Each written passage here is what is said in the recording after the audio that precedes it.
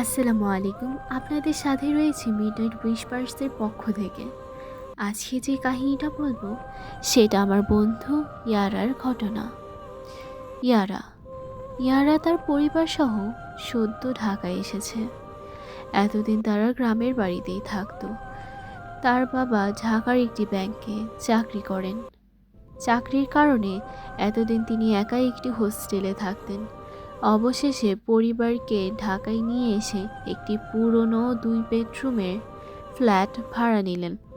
বাসায় পৌঁছে ইয়ারার বাবা বললেন, তোমরা ফ্রেশ হয়ে একটু বিশ্রাম নাও, আমি ব্যাংকে যাচ্ছি, কিছু জরুরি কাজ রয়েছে। সারাদিনের দীর্ঘ ভ্রমণে সবাই খুব ক্লান্ত ছিল। ইয়ারা ছোট ভাইয়ের পাশে শুয়ে পড়ল। কিছুক্ষণের মধ্যেই তার চোখ লেগে গেল। হঠাৎ ঘুমের মধ্যেই তার মনে হলো কেউ একজন ধীরে এসে তার পাশে শুয়ে পড়েছে। বিছানাটা যেন সামান্য দুলে উঠল। ইহারা চমকে ওঠে, বসে চারিদিকে তাকালো। ঘরের দরজা ভেতর থেকে বন্ধ, কেউ তো নেই, জানালাও বন্ধ। আর ঘরে সে আর তার ছোট 6 বছরের ভাই ছাড়া কেউই নেই। তাহলে কি এমন হলো? ভাবতে ভাবতে সে ঘুমিয়ে পড়ল। বেশ কিছুদিন পরের ঘটনা। নতুন ফ্ল্যাটে আসার পর থেকেই তার মা প্রচণ্ড অসুস্থ। ইয়ারাও ভালো মতো নিজের কাজে মন বসাতে পারছে না। কি থেকে কি করছে সে নিজেও বুঝতে পারছে না। সে খুব শান্ত প্রকৃতির মেয়ে ছিল। হঠাৎ সব কিছুতে তার অনেক রাগ হতে লাগলো। কি করবে বুঝতে পারছে না। পরিবারের সবাই খুবই চিন্তিত। একদিকে তার মা অসুস্থ, অন্যদিকে এরকম অস্বাভাবিক ঘটনা দিন দিন যেন আরও বেড়ে চলছিল। একদিন তার মা এতই অসুস্থ হয়ে পড়লেন যে তাকে নিয়ে ইয়ারার বাবা হাসপাতালের দিকে ছুটে গেলেন।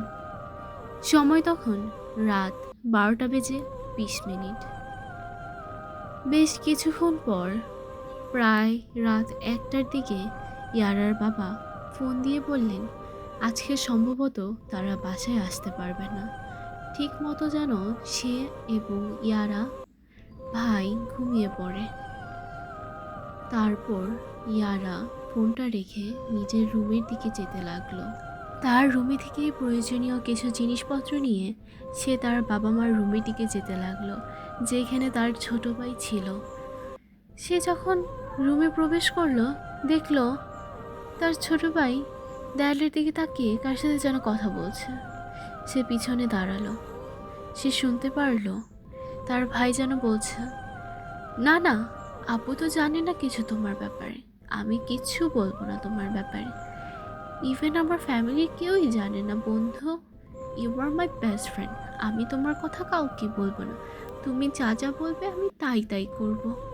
তারপর ইয়ারা সাহস করে তার ছোট ভাইকে ডেকে উঠল, এই তুই কার সাথে কথা বলছিস? কেউই তো নেই, কার সাথে কথা বলছিস তুই? তার ছোট ভাই যেন ঘাবড়ে উঠল, বলল, না না আপু, কিছু না, কারোর সাথে কথা বলছি না, কারোর সাথে কথা বলছি না, আই সোয়ার কারোর সাথে কথা বলছি না। তারপর আস্তে আস্তে তারা দুজন ঘুমিয়ে পড়ল। এখনও ইয়ারার মনে হয় তার ভাই যেন কার সাথে কথা বলে। পরে অবশ্য তারা ফ্ল্যাট চেঞ্জ করেছিল, তারপর থেকে আর কোনো সমস্যা হয়নি। আল্লাহ হাফেজ, ভালো থাকবেন। আজ এই পর্যন্ত।